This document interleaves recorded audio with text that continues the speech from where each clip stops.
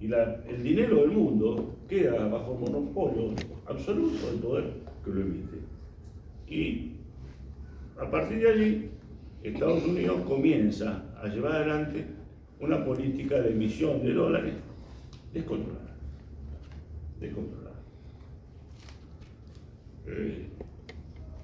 ¿Por qué hace esto? Bueno, algunos dicen que se parece mucho a la enfermedad holandesa. Eso de que tenés tantos recursos que después, eso viene de los Países Bajos con el descubrimiento del petróleo en el Mar del Norte, que llegaron tantos recursos que la economía holandesa terminó quebrando por la cantidad de riqueza de pronto que hizo que todas las demás actividades no sean rentables, que queda solamente el petróleo y el gas, hasta que se terminó. Bueno, la enfermedad holandesa norteamericana es el monopolio de emitir dólares. Por lo tanto, no hay que preocuparse mucho por lo que valen las cosas, porque yo total emito. Y el tema es quién emite. Es un tema interesante. ¿Quién es el que emite? Porque acá supuestamente emite el Banco Central. En Estados Unidos la Reserva Federal, la Fed, ella es la que emite. Ahora, cualquiera hijo de vecina debería suponer que la Reserva Federal es del Estado. No es del Estado. La Reserva Federal está en manos de los bancos privados. Entonces, son los bancos los que se toman el trabajo de emitir en función de lo que necesita la economía. Entonces, se convierte esto en una trampa, porque ya la riqueza no está producida como históricamente lo hicieron toda la sociedad del mundo, en la producción, en el trabajo, en el comer. No, la riqueza se inventa en una maquinita. Entonces es mucho más fácil todo esto. Bueno, ese es un tema, la inconvertibilidad del dólar. Es importante tenerlo presente para ver qué pasó con esto en el mundo. De pronto entonces, las finanzas y la emisión de dinero se convirtieron en la manera de ganar plata. ¿Hasta acá vamos? Bien. Segundo punto, en esa misma época hay enormes reclamos de cambiar la estructura social. Estamos hablando de fines de los 60, principios de los 70. Hay enormes reclamos de cambiar la estructura social por una más justa y más igualitaria. De pronto se produce el Mayo francés. El Mayo francés, ¿qué quería? No quiero esperar, lo quiero ahora. No quiero más este mundo, quiero otro. Y así, en todas partes del mundo, en México está la masacre de Tlatelolco, hay conflictos de un lado del imperio norteamericano y del otro lado del imperio soviético también. Hay rebeliones en Checoslovaquia, en Hungría, en Vietnam Estados Unidos pierde la guerra. Entonces, aparentemente hay una cantidad de reclamos, de movimientos de protesta social y de organización de los trabajadores, el partido político, el sindicato, que hace tambalear el sistema. Y entonces, ¿cuál es la solución que se encuentra?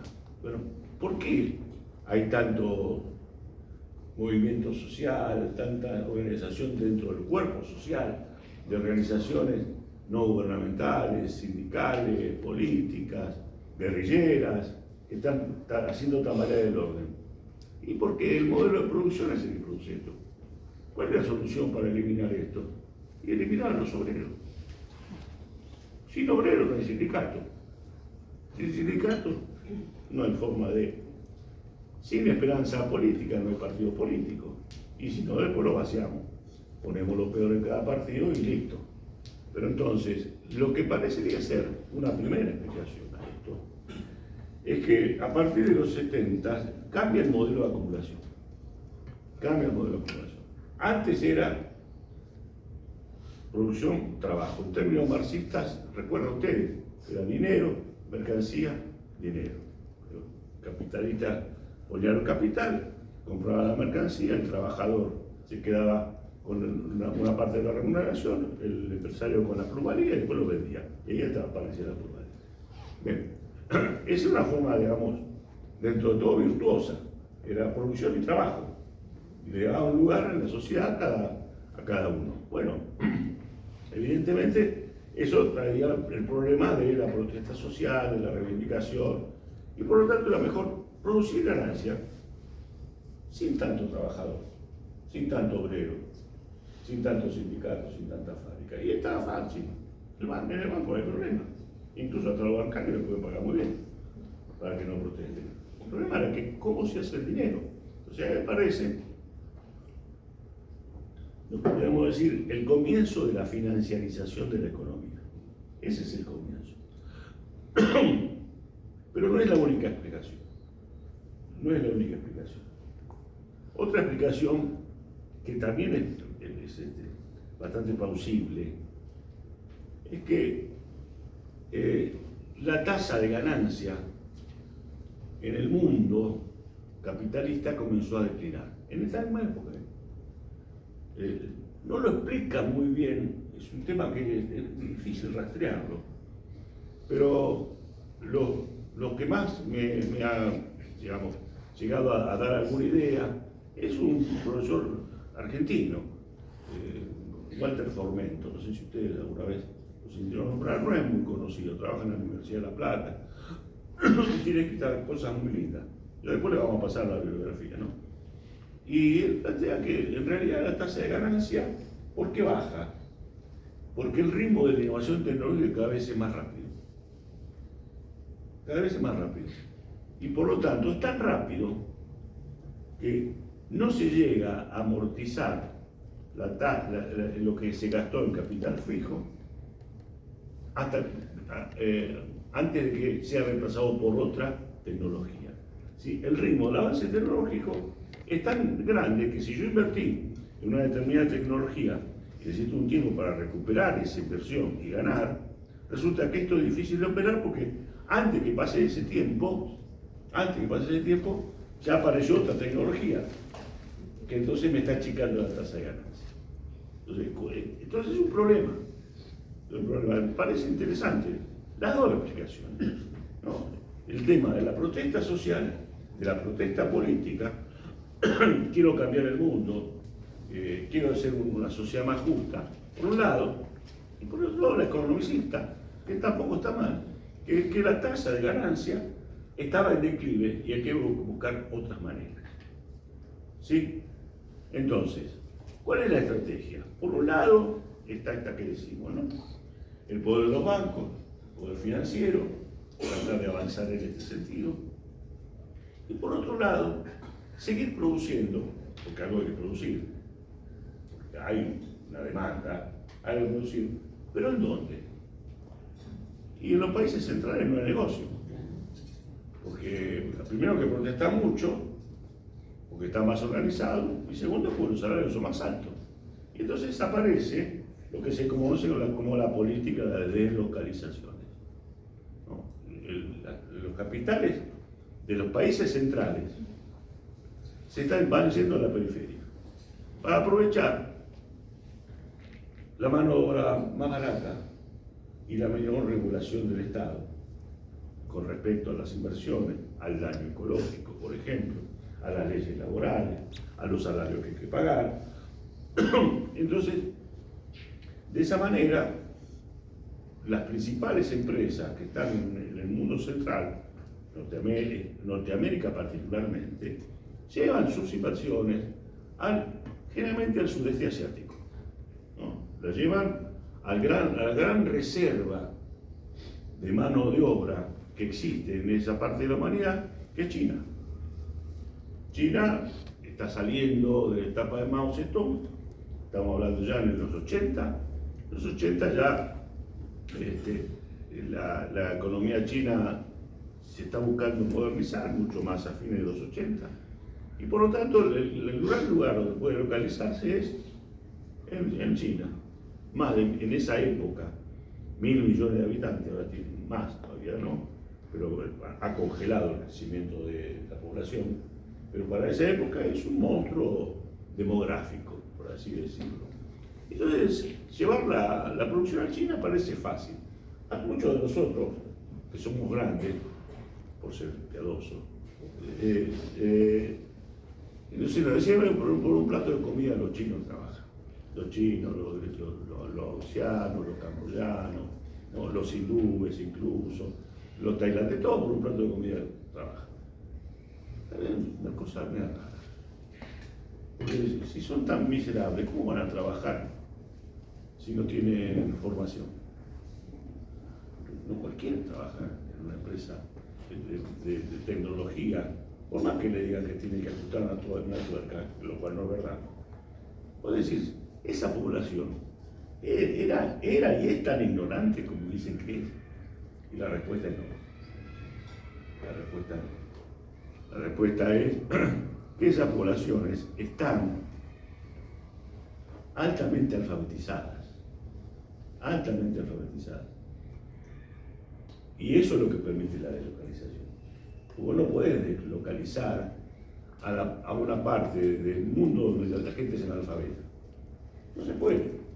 No hay manera. Tiene que tener alguna sapiencia, algunos conocimientos, alguna capacidad de abstracción, alguna capacidad para incorporarte conocimientos nuevos. Es decir, no es sencillo hacer eso.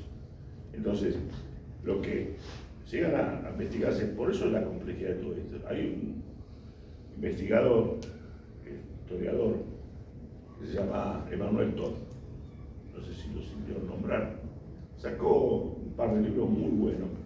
La cuestión de este historiador es que no es historiador solamente, es antropólogo, es historiador y es experto en religión. Entonces, Emanuel Todd, sociólogo, antropólogo, historiador, nos da una mezcla de cosas muy interesante. Porque dice, ¿por qué hay poblaciones que están tan alfabetizadas? Y él dice, por la religión. Por la religión. Él no dice si la religión es buena o mala, como no es el caso de esto, sino por la religión. ¿Por qué? Y a medida del protestantismo, el calvinismo, el confucianismo, por supuesto con toda su carga que no es religioso, pero es toda una carga moral, determinó siempre que para leer las escrituras, en el caso del cristianismo, había que saber de escribir, o por lo menos leer. Había que saber decir no. Por eso, tanto los judíos como los cristianos, como los musulmanes, que tienen que leer, por eso se llaman religiones del libro, para ser un buen creyente, tenés que poder interpretar vos simplemente la Sagrada Escritura. Y en el caso de Confucio le daba una gran importancia a la formación, a la educación, a los valores morales, que solamente da la educación. Entonces, no es que pasó en 1975 esto viene del fondo de la historia, que son poblaciones alfabetizadas, que tienen mayor capacidad para poder absorber las nuevas tecnologías.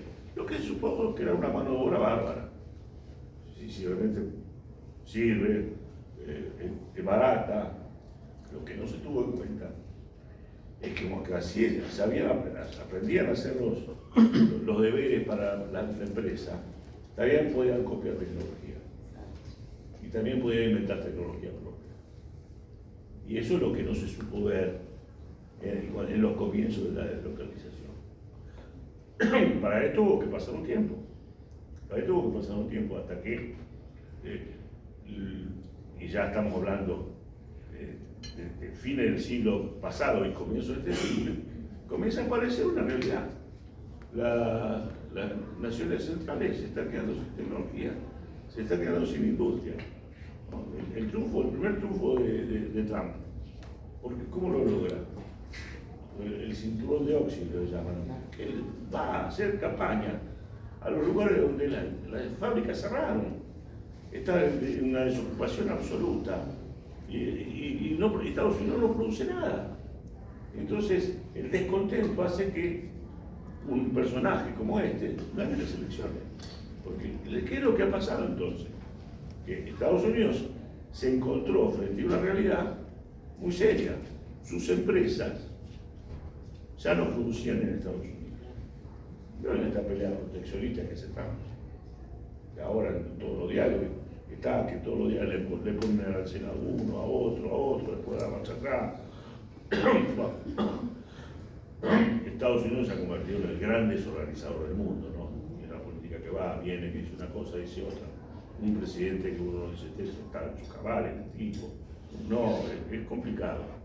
Pero en realidad, bueno, se encontró frente a esta realidad que no tenía industria.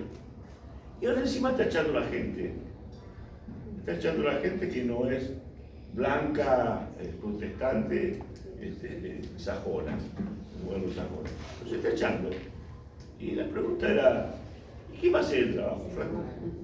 Vos estás echando todo esto que en realidad muchos de los trabajadores son trabajadores de alta especialidad dentro de la sociedad, no son todos narcotraficantes, es toda una mentira eso, es una manera de fanatizar una sociedad que está muy mal. Ustedes saben que Estados Unidos prácticamente no produce ingenieros, hace mucho más ingenieros, pero muchísimo más Rusia, pero mucho más, pero una relación de 7 a 24 que Estados Unidos, ni que hablar de China e India, ni que hablar de China e India, expertos en matemáticas, en ingeniería, en toda la cienciadura, son los que más producen. De hecho, vivo echando a guatemaltecos, hondureños, pero a los chinos, a los indios, no los echan a los japoneses, porque son los que son el personal calificado que tienen hoy las pocas industrias norteamericanas, está cubierto por población asiática. Bueno, ¿qué es lo que ha pasado? Bueno, se ha vaciado. Estados Unidos no produce fuera del país, y en realidad esa producción de fuera del país ha sido cooptada por los países receptores, que ahora tienen su propio proyecto industrial, entre los cuales obviamente está China. Entonces, el gran quiebre que tenemos hoy en la superestructura es un conflicto de una sociedad y una potencia decadente. Estados Unidos. No es una expresión de deseos, aunque sí. Pero no es una expresión de deseo, pues sí, ojalá que le pase. No, los datos empíricos te muestran que está pasando esto. Y no sé si el futuro va a ser mejor o peor, ¿eh? Capaz que peor. Uno no sabe para dónde sale la bocha. Pero lo que está claro es que los datos concretos, Estados Unidos no produce prácticamente nada. Y vive de lo que importa. Sí, la economía norteamericana no produce prácticamente. Vive de lo que importa y no está tan mal, porque hace unos años se pudo autoabastecer de vuelta de petróleo y gas. Porque si no, hubiese tomado la bancarrota. ¿Qué es lo que la salva? La maquinita. La maquinita del dólar. Mientras el dólar sea moneda de uso internacional, moneda de reserva, moneda de ahorro, el sistema va a funcionar. El problema es que esto ya no está funcionando así. Vieron que Trump en otros días amenazó a algunos países de que si estaban en el BRICS los iba a sancionar. ¿No? Que si estaban en el BRICS los iba a sancionar. La pregunta es, ¿por qué entre otras cosas? ¿Y por qué entre sus objetivos está comerciar en moneda de cada país? Salir de la cuestión del dólar. Ya Rusia, Irán, Rusia e India ya están comerciando en la moneda propia, en el rublo y en la moneda de cada país. Brasil y China están comerciando en la moneda de los dos países. Es decir, se está resquebrajando. Por eso es una explicación del comienzo, ¿no? De dólar y las emisiones que representa. Porque en realidad es un gigante que está sostenido sobre una ficción. Que el dólar es riqueza. Que el dólar representa riqueza. Podría ser así, que el dólar representara riqueza, si la economía norteamericana fuese una máquina de producir a todo vapor. Entonces, bueno, esta moneda no equivale a oro, pero equivale a todos estos recursos, toda esta producción que el país tiene. Porque en el fondo una moneda es eso, ¿no? También, no solamente el oro, sino en qué se respalda ese papelito que te dieron. En una economía que está floreciente, que funciona, si no, no tiene sentido. Bueno, es justamente la economía norteamericana no está en esas condiciones. O sea, solamente consume lo que compra en el exterior, y lo compra en el exterior porque vende los dólares. Ahora, por eso uno dice es una potencia decadente. Por eso es una potencia decadente, porque en realidad lo que se está planteando entre esto es que si yo no puedo emitir más dólares, o el dólar no tiene curso legal en todos los países y vale como moneda excluyente, y ya no voy a poder comprar más. Nadie me va a agarrar los dólares para comprar. ¿Qué sentido tiene? O sea, ahí está el problema. Desindustrialización, deslocalización, desindustrialización, caída de la calidad de la fuerza de trabajo, enorme, una tasa de, bueno, ni hablemos de la cuestión social, la tasa de homicidio, la tasa de homicidio, la tasa de suicidios, el consumo de drogas, pero espectacular, terrible, que tiene esta sociedad. No está hablando de una sociedad que, por lo menos hay que mirarla y decir, mira, esto yo no sé cómo funciona. Para nosotros es un problema, porque nuestro presidente tiene como espejo al presidente Trump, y su principal alianza es con los Estados Unidos. Este es un problema, estamos en el lugar inadecuado, en el momento inadecuado. No estamos bien en ese sentido. ¿Por qué? Porque si hay alternativas para esto, y sí que hay otro ordenamiento político que se pueda dar, sí. Uno es el mundo chino, aunque en realidad por algo está tan preocupado. Y una reorganización que en el caso de los chinos está hecho en base a la producción y el comercio. También tienen finanzas, pero ahí es producción y comercio. Entonces, la economía china es una economía que no digo que sea una maravilla, ni mucho menos, pero por lo menos produce, por lo menos trabajan y producen y consumen.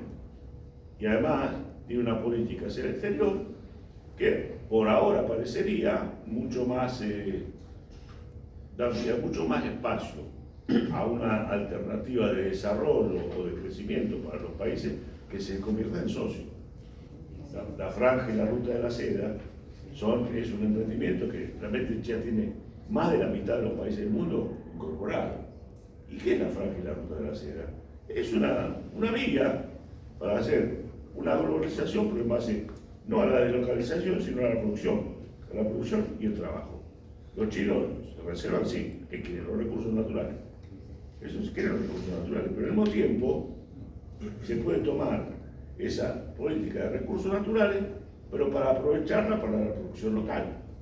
Tomando el ejemplo de lo mismo. Bueno, ellos que se abrieron, pero no se convirtieron en una factoría norteamericana. Toda la tecnología que les llegó cuando pudieron fortalecer, que bueno, está bien, vení con la tecnología. Pero yo quiero una copia, por decirlo de forma burda. Yo quiero una copia. Yo necesito que la innovación tecnológica que vos traes, yo la pueda incorporar a mi patrimonio también. Si no, no vengas. Y entonces, esto significó que al poco tiempo, justamente por esto que hablábamos antes, ¿no? Como no son comedores de plato de arroz nada más, sino que tienen una capacidad intelectual muy importante, al poco tiempo la innovación tecnológica pasó a ser de los chinos, de los vietnamitas, de los hindúes, India, la potencia informática, la digitalización más impactante del mundo está en la India. Entonces, bueno, resulta ser que ahora el polo tecnológico y de crecimiento, de investigación, desarrollo, ya no está más en el occidente, ya no está más en el occidente, sino que está en el mundo asiático.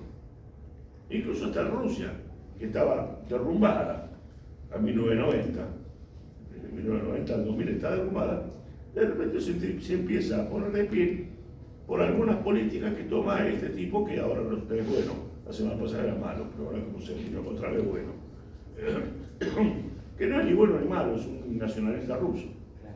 Es un nacionalista ruso nada más, que tomó un modelo de producción, ¿no?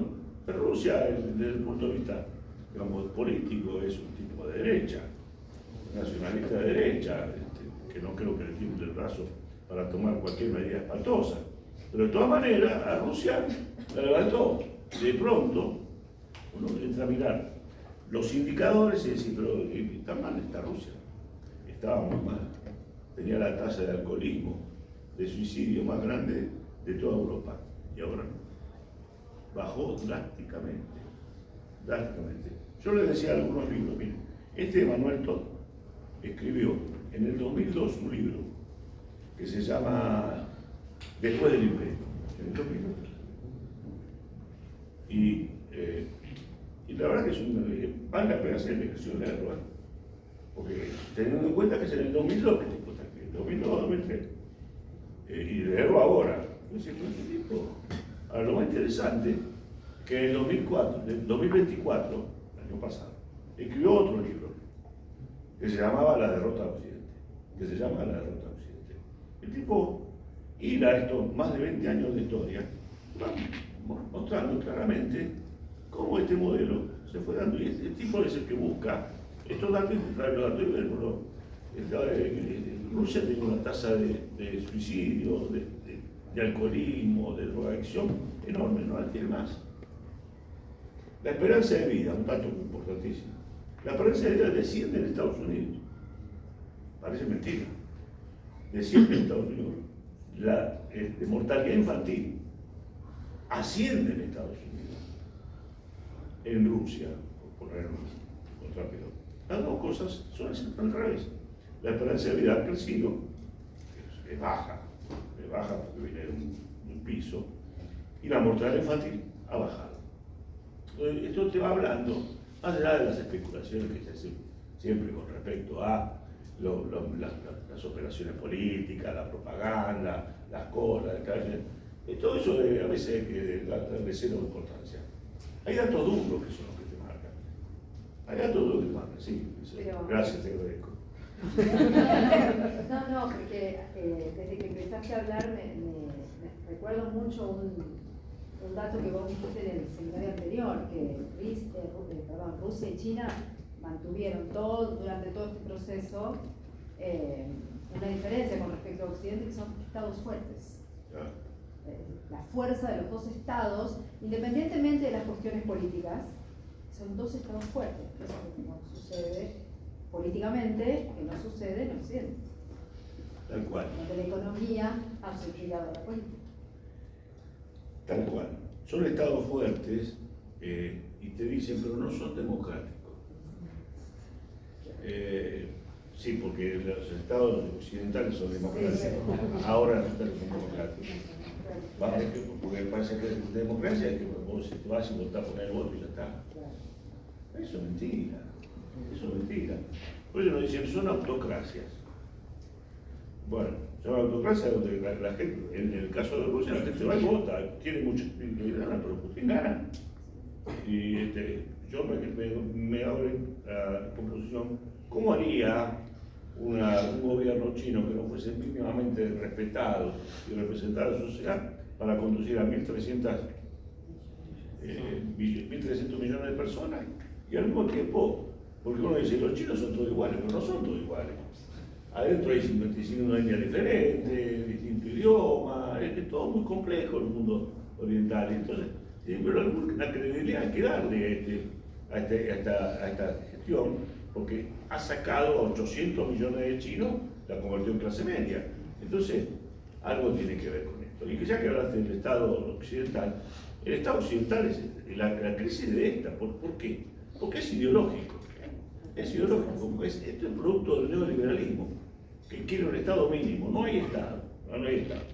Pero vamos a mantener la ficción. Porque en realidad lo que estamos viviendo, en muchos casos, es la ficción. Y hay un tema que para mí es central, que es ¿qué pasa con la clase dirigente? No la clase dirigente argentina, bueno, el mundo. Bueno, ¿qué pasa con la clase dirigente?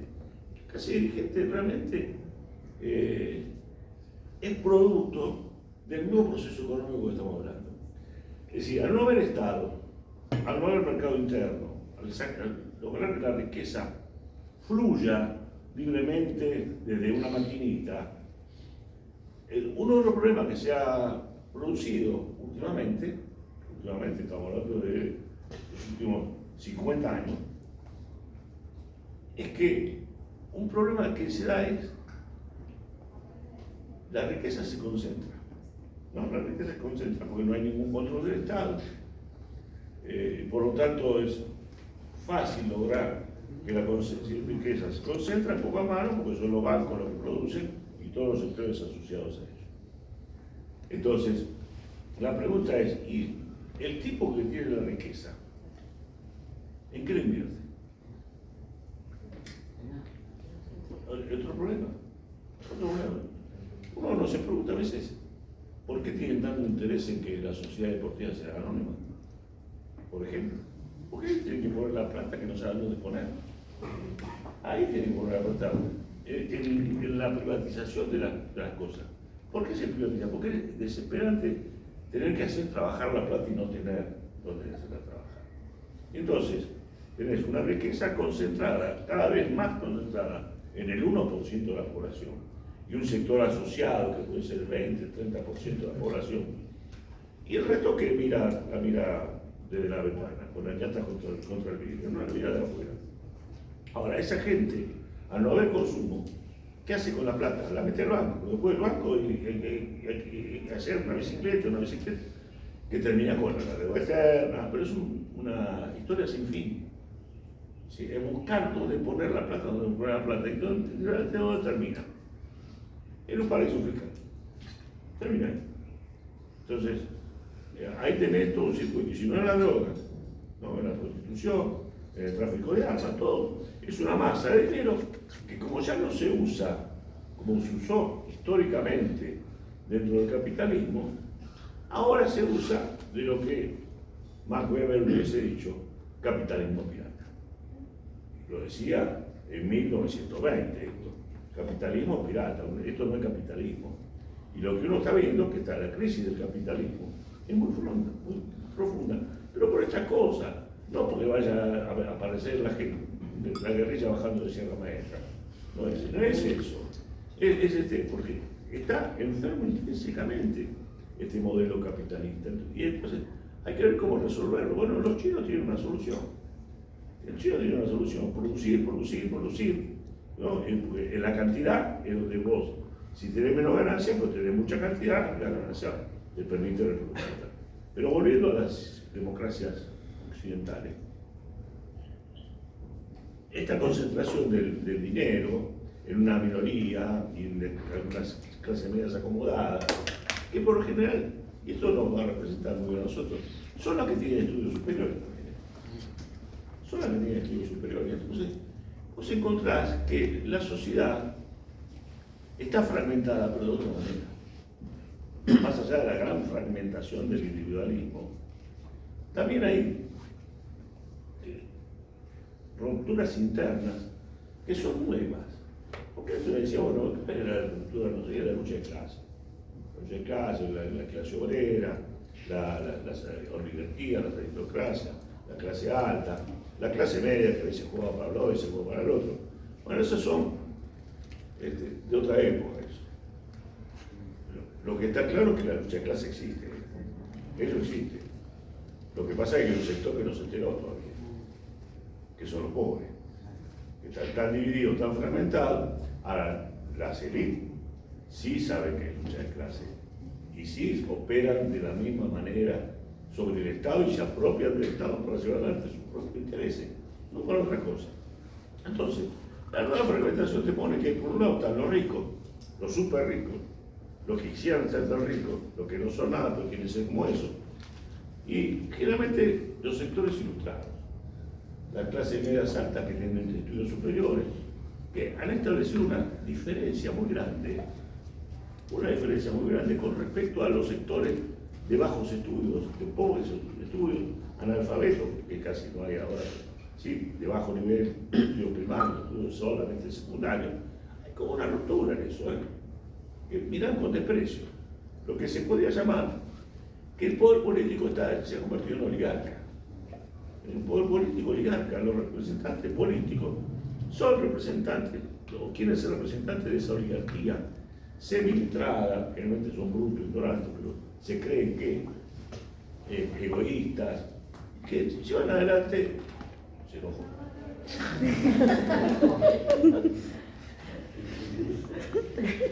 Se llevan adelante un desprecio. Entonces la política se ha convertido en una oligarquización de la política, del sistema de representación. Y los que están dentro fuera de esto no tiene mucho que ver. Es decir, a ver si lo puedo decir, hay una sociedad que no se siente representada por los políticos.